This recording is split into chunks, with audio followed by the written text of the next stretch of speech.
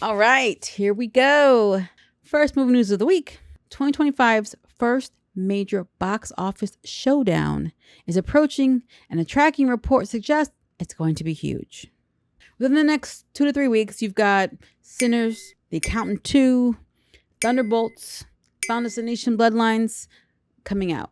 But what they're really watching is Memorial Weekend, which shows Lilo and Stitch and Mission Impossible coming out. That's the one to watch. So in 2023, audience witnessed the high anticipated battle between Barbie and Oppenheimer. Basically, they're hoping for another Barbenheimer. Y'all remember that phenomenon when Barbie and Oppenheimer came out like the same weekend and they blew up, and it became this whole thing where people were just like watching both movies. Literally, the Barbenheimer effect. That's what they're looking to do for the Memorial Day weekend. Barbie opened to $152 million, and Oppenheimer opened to $82.4 million when they released on the same weekend. That was already huge. Then there was a little bit of that with Gladiator 2 and Wicked when they released, which they called Glicked. Okay, Glicked. Yeah, because you couldn't do Gladiator. No, it had to be Glicked. So what they're hoping for is a replay of Barbenheimer and Glicked with Lilo and Stitch and Mission Impossible: The Final Reckoning. When was the first Reckoning? I don't know, but we're at the final one now. Right now, both Lilo and Stitch and Mission Impossible are tracking very well. The audience seems to be fully engaged and interested in both movies. There probably has always been a showdown Memorial Day weekend because it's a huge weekend, a huge opportunity for movies. So in 2011, you had Kung Fu Panda 2 and The Hangover Part 2, which opened to $60.8 million and $103.4 million. In 2004, you had Shrek 2 and The Day After Tomorrow. 2005, you had Star Wars Episode 3, Revenge of the Sith, and Madagascar. And in 2007, you had Pirates of the Caribbean at World's End and Shrek the Third. So the running theme seems to be a family-aimed movie facing off against something more for an older audience. I believe in this instance, though, it's not going to be animated because all other examples of the kid-friendly one has always been animated. And most of the time, the movie for the audio audience is a major franchise movie. So this time, you've got Mission Impossible, which already is a major franchise movie. Mission Impossible: The Final Reckoning, though, however, is a part 2. So part 1 was Dead Reckoning, which, when did that come out? 2 years ago now? Jeez, time is flying. I saw that in 4DX. Shout out to Fahad.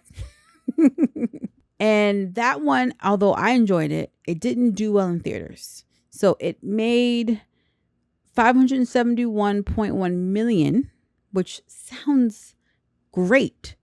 That's $500 million. However, the budget was around $291 million. And as we've discussed, if you want to really be in the black, you have to be making, I think, 2.5 more than what you shot the movie for. So if it's shot for 291, they need to be making, what would that be? 7, 8? Yeah, about $750, $800 million, I think. So it's considered an underperformer. Well, I think part of it is the fact that the villain in Dead Reckoning, spoiler alert, is technically AI. But AI that's got a human puppet, basically. A human who is voluntarily tearing down the human race. A dude who wants to see the world burn. Like Joker. Now, there has been like a great reception to this Lilo and Stitch live action, which is a stark contrast to the reception that the Snow White live action has received. That one was so bad that they literally cut production on the live action Tangled movie that they were going to be working on. That's how bad it did. But if Lilo and Stitch does gangbusters, they'll probably return to live actions of their previous animated films, Disney, and just maybe adjust, maybe be more faithful to the source material, I guess. I'm not sure. Whatever they're doing over there, they're doing over there. They're not telling me anything. So if there is a Barbenheimer or Glicket effect, what are we going to name this? See, the difference is those were kind of like one word, so it's easy to combine them. You know what I mean? You had Oppenheimer, Barbie, put it together.